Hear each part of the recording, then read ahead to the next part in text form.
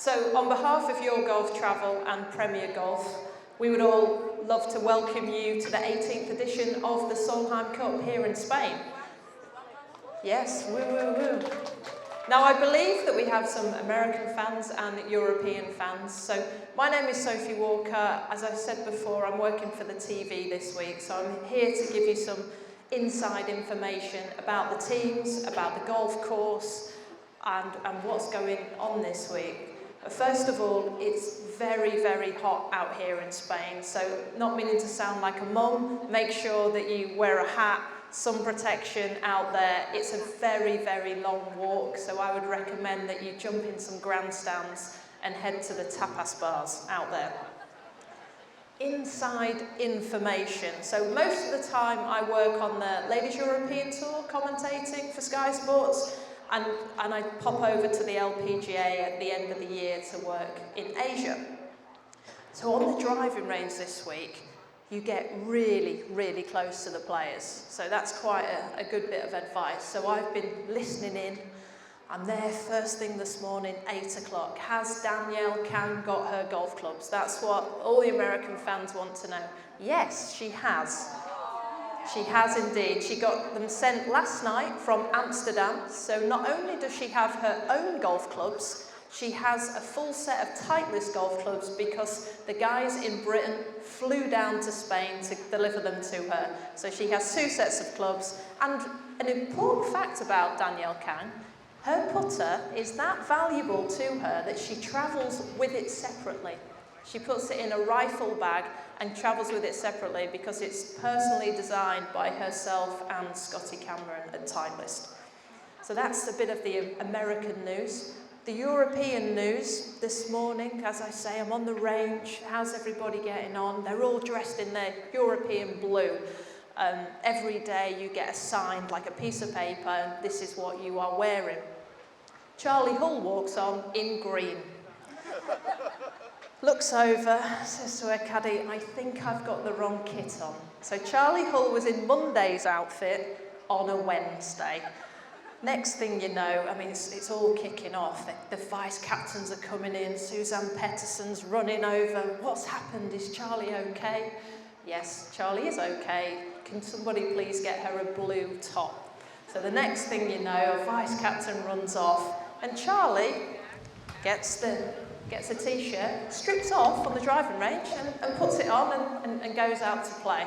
So that's the worry with the European team is, will Charlie wear the right clothes? I was also very fortunate to go into the team rooms while the players weren't there because, well, I used to play, I used to be on tour, but now I'm media. They don't want me anywhere near them. So they've all gone out to play, and we headed into the European room to start with. Now, the European room is very relaxed. It's got the Spanish feel to it. There's a few flags, there's a few photos of past victories. We've won the last 4 and 6. And outside, there's a ping pong table, but it's quite relaxed, very Spanish in there. Tranquil, in fact. The American team room is red, white, and blue. There's these fabulous posters on the wall that are a good 8-10 feet high, and it says on them, "Play for her." And there is a photo of every single one of the players when they were a child. Their parents have sent them in. The Angel Yin one is hilarious. If you follow her on Instagram, make sure you look at it. But I thought that was a really nice touch. And the players this week, both teams have received video messages from their parents, their coaches, everybody that has come together to raise them to be, one of the best 12 golfers in their continent. So that was really cool, and they're all going to get that tonight. Thursday night actually. So that was a bit of an insight from Suzanne Pettersson. So team captain wise, we have Suzanne Pettersson, she's Norwegian, and we have Stacey Lewis on the American team. Now, Suzanne Pettersson's hotel room is above the players' room. So she's keeping a close eye on what is going on in that European team room in case anybody is a little bit loud. And apparently Monday night it got loud. They had a games night, so a little bit of a bonding games night, and Pictionary seemed to cause, well, carnage. And the Americans, they went out for paella down the front in Estepona. All the team got together, so they experienced some Spanish tapas and food like you guys all are. When it comes to the golf, we have foursomes, four-ball and singles.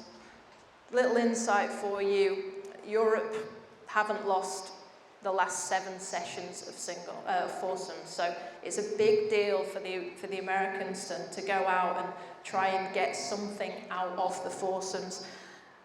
I've been obviously scouting for you out there, traipsing around Finca Cortesane. I think there could be a superpower group for the Americans. I believe that Lilia Vu and Nelly Korda at some point will be paired together. And, well, Lilia Vu is, well, former world number 1, so is Nelly Korda. And Lilia won 2 majors this year. So I think that will be some pairing to look out for. Angel Yin is my favourite person to talk to because she keeps saying, I'm not supposed to tell you this, but she really wants to play with Lexi Thompson. They have a very similar style of golf game, and if they are paired together, I would encourage you all to go and watch it. It will be fun. Those two will bring it out on that golf course. And another foursomes pairing, Danielle Kang and Andrea Lee. So have a look out for that. In terms of Team Europe, Emily Pedersen asked Charlie Hull to borrow some golf balls today, which doesn't mean that she's losing them. It means that I need to learn how to play with your golf balls. So I think they will pair it up again. And also Celine Boutier, Georgia Hall. They've been together a few times. Glen Eagles, those of you that will remember, they were undefeated there. Rumour has it they're going to go back out again. And then we'll see the Swedes. Maya Stark and Lynn Grant, the rookies, will play together. There's actually quite a lot of rookies in both sides, so I'd encourage you all to support those rookies because they will be very nervous on that first tee.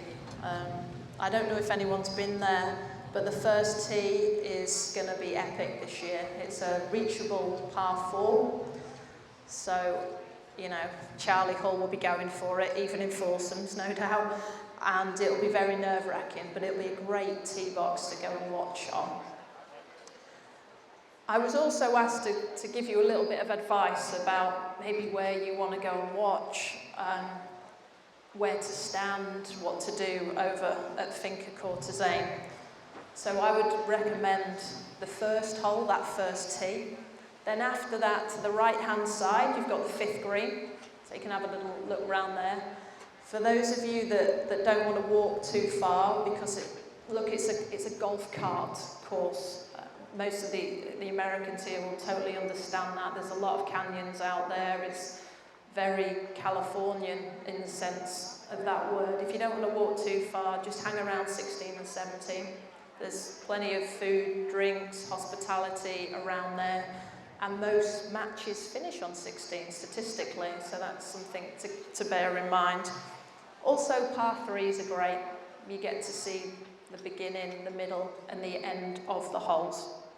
So that's what I would be recommending for you all to do. Now, if you've never been to a Solheim, welcome. I'm sure a lot of you have been to so many because once you come, you never want to leave. It's amazing. The players are so interactive. The golf course is normally great. The fans, the camaraderie is there. It's not as harsh as a Ryder Cup. There's more fun. You know, you want to be stood next to an American and laughing and joking and hearing there'll be the USA champ on the first tee, but then there'll be a lay from Europe. Look out for Sweet Caroline, not just because of Caroline Headwell. It's become something of a European stroke British song, especially for the women sports people. So make sure you know all the words to Sweet Caroline. Obviously for the Americans, it's just USA. It's pretty easy. You can get that one. But just keep cheering for them. Like these 24 players are some of the best in the world. They will wow you around here. And we were talking about at the beginning how Europe have won 4 of the last 6. So clearly the team in form, the home side, as in Ryder Cups, they normally have the advantage. But there's something quite special about an away Solheim Cup.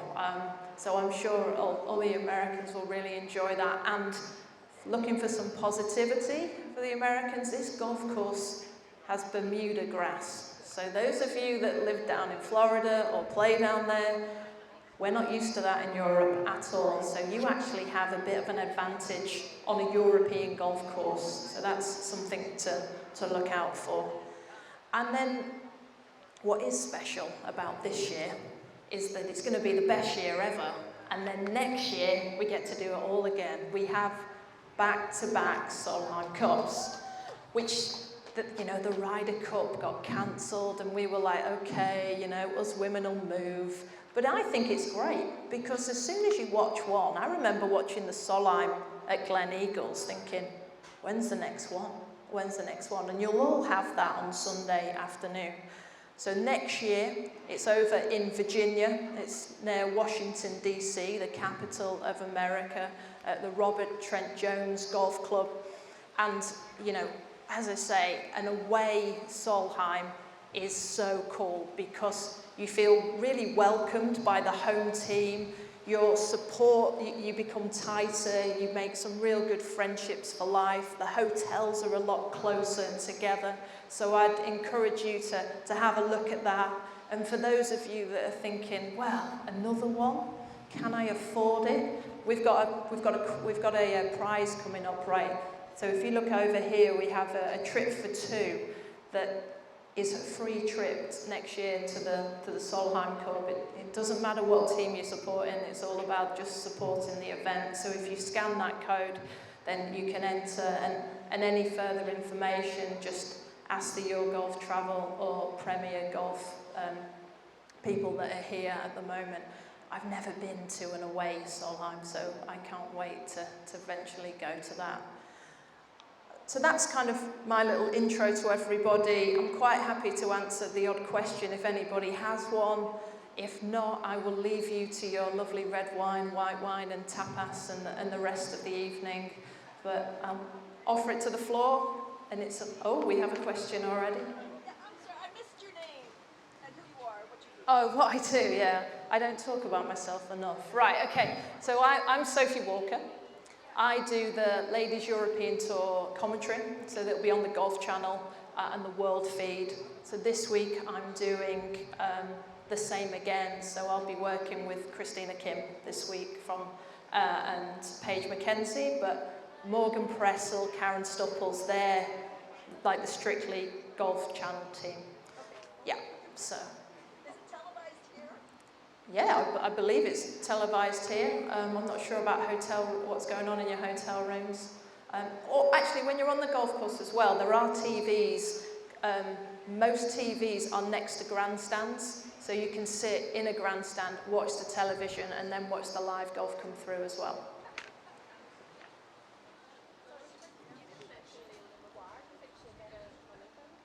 Oh, we've got the Irish here. I've forgotten about Leona Maguire. Well, yeah, we were thinking who that Leona might play with, because last time it was Mel Reid, wasn't it? I thought possibly a Carlota Zagander, because I know you Irish will be out there, the Spanish, it'll be great. But I've got a sneaky feeling in foursome she might play with Anna Nordqvist, because, she's not here, so I can say it. Caroline Headwall is not playing great at the minute. I think she might swap out for them, but Leona, I think we'll see in the foursomes. Will we see her play 5? I don't know if we'll see anybody play 5 because of the length of this golf course. The only player I can potentially see doing 5 is a fit Nelly Korda or a Lilia Vu.